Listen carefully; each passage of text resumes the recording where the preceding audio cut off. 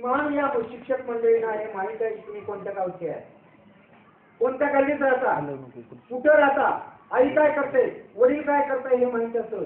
शहरातल्या माणसांना काहीच माहित नसतं, कुठं नाही सांगत. फक्त त्यांचं हाय हॅलो हा बस हॅलो हॅलो पोकळ पोकळ तिथं काही नाही. मित्र मी सांगत असा होतो की आईच्या या गोष्टीकडे मी तुमचं लक्ष देतो. आईला जेवढं कळतं तेवढं आपल्याला कळत नाही. उत्तम कांबळेचं नाव माहितीये का? शाबास. कोण आहे? हात वर कर. गुड. उभं राहा. शाबास. इकडे ये. इकडे ये. चल माझ्या वतीनं. अरे एक तरी मुलगा भेटला उत्तम कांबळेचं नाव माहित असणारा.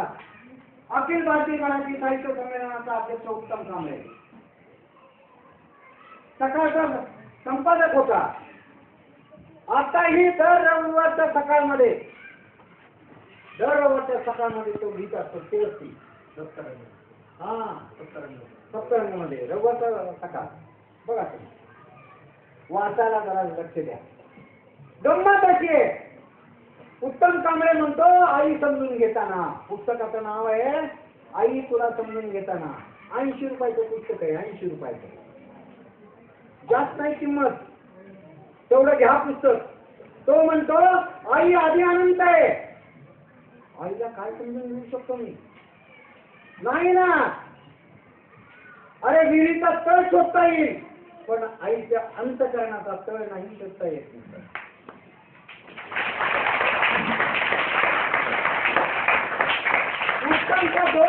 उत्तमच्या दोन मुलाला ही आधी शाळेत सोडायला जायची.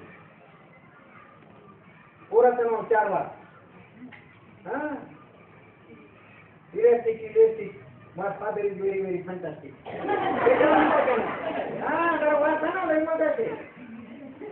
अशी शाळेत सोडायला जायची. लहान ते मोठी झाली पोरं. उत्तम कांबळेची आई कधी नाशिकला जायची, कधी पुण्याला यायची, कधी नाशिकला जायची, तिथे यायची. तिचा घेऊ गावात असलेल्या लेकराकडेही होता, उत्तमकडेही होता. लेकरं मोठी झाली आणि एक दिवशीची गोष्ट आहे. उत्तमची बायको, उत्तमची 2 मुलं आणि उत्तमची आई हॉलमध्ये बसली बैठकीत. आणि म्हातारीला जवळ बोललेलं लेकराला.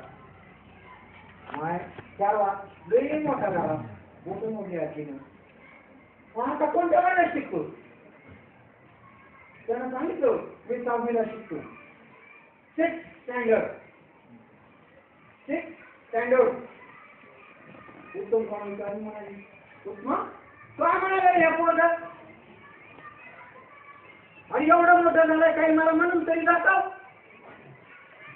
बरोबर त्यांनी सांगितलं अरे 4 वार आजीला पोएम म्हणून दाखव. पोएम.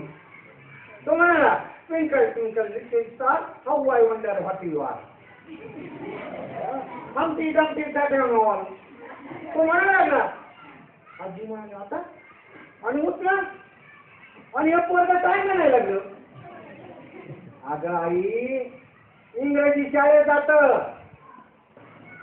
शिवरायानं सांगितलं हे तुमच्यासाठी नजराणा आहे.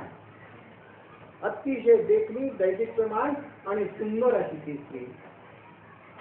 तिच्या चेहऱ्यावरचा पडदा काढला आणि सांगतात शिवराया उद्गारले आमच्या मातोश्री इतक्या सुंदर असल्या तर आम्ही किती सुंदर झालो.